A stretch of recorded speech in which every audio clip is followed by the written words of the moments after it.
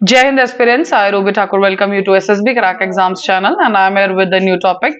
So आज हम बात करेंगे पाकिस्तान के अंदर जो ट्रेन हाईजैक हुआ एंड उसके बाद कुछ वहां पे जो लोग थे उनको हॉस्टेज भी बना लिया, बंदी बना लिया गया है। तो चलिए देखेंगे कि किसने इसकी रिस्पॉन्सिबिलिटी ली है कि हमने ट्रेन हाईजैक की है और उसके पीछे का रीजन क्या है, तो हर एक पहलू पे हम नजर डालेंगे। सो बलूचिस्तान लिबरेशन आर्मी इसी ने रिस्पॉन्सिबिलिटी ली है ना, जिसके इंसर्जेंट्स है। इन्होंने क्या किया, एक लॉन्ग डिस्टेंस ट्रेन थी जो माउंटेन्स और उस होते निकल रही थी साउथ ऑफ क्वेता से, वहीं पे इन्होंने ट्रेन को रोका एंड जो पैसेंजर्स थे उनको हॉस्टेज बना लिया गया है। जो स्टेटमेंट दी गई है तो बीएलए ने कहा है, बालूचिस्तान लिबरेशन आर्मी ने, कि उन्होंने 20 जो पाकिस्तान के आर्मी पर्सोनल थे उनको मार दिया गया है। जो मिलिट्री ड्रोन था उसको शूट किया इन्होंने और जो लोग थे, जो पैसेंजर्स थे, उनको बंदी बना लिया। सो होस्टेजेस के अंदर कौन कौन है? एक्टिव ड्यूटी पर्सोनल जो कि पाकिस्तान आर्मी के हैं, इंटर सर्विसेज इंटेलिजेंस के लोग हैं, एंटी टेररिज्म फोर्स के लोग हैं। तो ये सब बीएलए की स्टेटमेंट आई है। और सिक्योरिटी फोर्सेस जो है उनका कहना ये है कि 16 मिलिटेंट्स है जिनको मार दिया गया और कम से कम 100 पैसेंजर्स है अभी तक जिनको रेस्क्यू किया गया है और बाकी जो है उनके पास ही अभी तक बंदी है।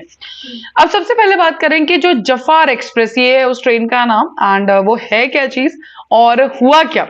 सो 9 कोचेस हैं जफार एक्सप्रेस के अंदर जो पेशावर की तरफ जा रही थी फ्रॉम क्वेता एंड जो टारगेट की गई that was between पहरो quinary and गदालर जो कि बोलान एरिया में है बालूचिस्तान के आसपास। तो वहीं पे हम आगे मैप में भी दिखाएंगे। सो कुछ लोग थे जिन्होंने, उनके पास हथियार थे, उन्होंने ट्रेन को रोका और 500 लोग जो है इस ट्रेन के अंदर बोर्डेड थे टनल नंबर 8। तो उसके अगर आप ये देखेंगे, सो देखिए ये है हमारा क्वेता डन, और एक ट्रेन को जाना था पेशावर। यहाँ पे ये जो पूरा ऑरेंज कलर में आपको दिख रहा है, so this is the whole route जो कि ट्रेन को कवर करना था। और ये जो आप रेड में देख रहे हैं बीच में, यही वो एरिया है जहां पे ट्रेन को टारगेट किया गया और इसको हाईजैक किया गया। आगे बात करते हैं, ट्रेन का जो नाम रखा गया that was after Mir Jafar Khan Jamali जो कि बालोच के बहुत ही ज्यादा फेमस ट्राइबल लीडर हैं। पाकिस्तान के फाउंडर मोहम्मद अली जिन्ना के काफी करीबी रह चुके थे ये। एंड ये जो ट्रेन स्टार्ट हुई थी, ये स्टार्ट हुई थी between capital of Balochistan province और रावलपिंडी, और कम से कम 20 साल पुरानी ये ट्रेन है जहां पे ये चल रही है। 2017 में ही ट्रेन को एक्सटेंड किया गया और ये पेशावर तक पहुंची। देन अब इसका जो रूट अगर हम बात करें तो कम से कम 1600 किलोमीटर से भी ज्यादा ट्रेवल करती है। हालांकि इस ट्रेन के जो ऑपरेशन है पहली बार नहीं हुआ है, इसको इम्पैक्ट किया गया। फ्रिक्वेंटली इसमें कोई ना कोई हादसे हमें देखने को मिलते हैं।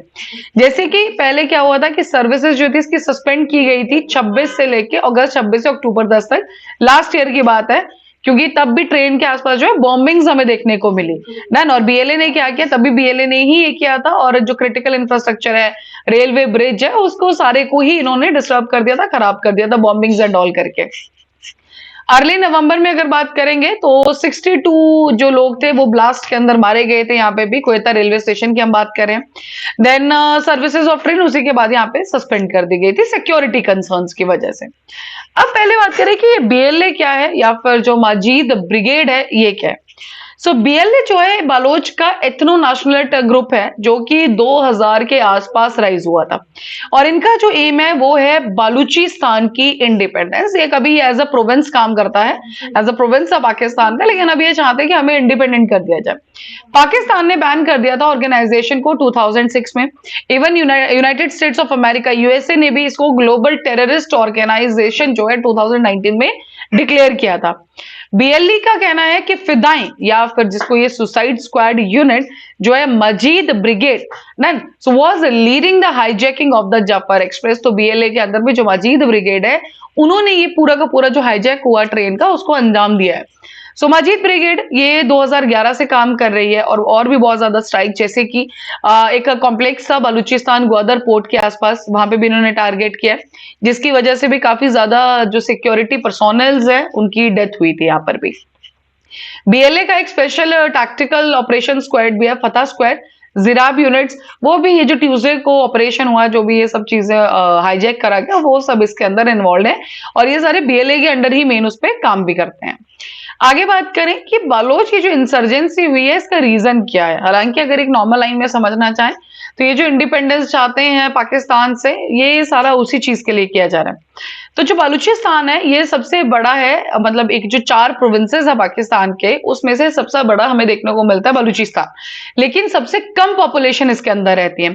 4 प्रोविंसेस कौन कौन से? बलूचिस्तान है, सिंध है, पंजाब है और खैबर पख्तूनख्वा है। डन। एंड इसके अंदर रिजर्व्स बहुत अच्छे हैं, ऑयल के रिजर्व्स हमें यहाँ पे देखने को मिलते हैं, गैस के रिजर्व्स हमें देखने को मिलते हैं, गोल्ड है, कॉपर है, लेकिन उसके बाद भी इनकी जो इकोनॉमी है बहुत ही ज्यादा पीछे अगर बाकी कंट्री के साथ कंपैरिजन किया जाए।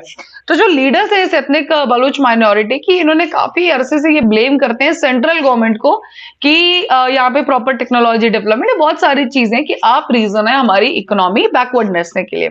एंड साथ ही में उनका कहना ये है कि जो as well as the stranglehold of Punjab over the country resources, कि आपने गला घोटा है इस पूरे एरिया का। सो ये जो उनका गुस्सा है ये उसी के खिलाफ जो है बार बार ये अटैक्स करते रहते हैं। पार्टीशन के बाद बलूचिस्तान हमेशा इंडिपेंडेंट रहा था, और बात करें तो मार्च 1948 तक ये इंडिपेंडेंट था। उसके बाद एक फ्रेंडशिप ट्रीटी साइन कराई जाती है न्यू स्टेट ऑफ पाकिस्तान के साथ। उस टाइम पे खान ऑफ कलात थे जो कि मेन ट्राइबल लीडर हुआ करते थे, एंड इस पूरे रीजन के ऊपर सबसे ज्यादा अगर देखा जाए तो कंट्रोल उन्हीं का था।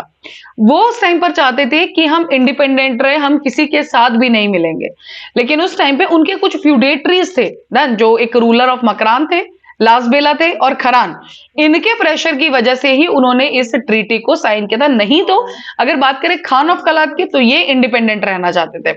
उसके बाद उन्होंने इंस्ट्रूमेंट ऑफ एक्सेशन साइन किया, लेकिन जो सेंटिमेंट था वो फेवर ऑफ बलोच इंडिपेंडेंस आज भी जिंदा है कि इस बलूचिस्तान इंडिपेंडेंट रहना चाहिए, पाकिस्तान के साथ हम नहीं मिलेंगे, वो आज भी इसी होड़ में लगे हुए हैं। So tens of thousands of Baloch nationalist and civilians have killed in the insurgency over the past decades. मैंने बताया कि बार बार इस तरह के अटैक्स हमें देखने को मिलते हैं, काफी ज्यादा लोग हमेशा यहाँ पे मारे गए हैं, और ये मैक्सिमम टारगेट करते हैं या तो सिविलियंस है या फिर जो हमारे सिक्योरिटी पर्सोनल्स हैं उन्हीं को।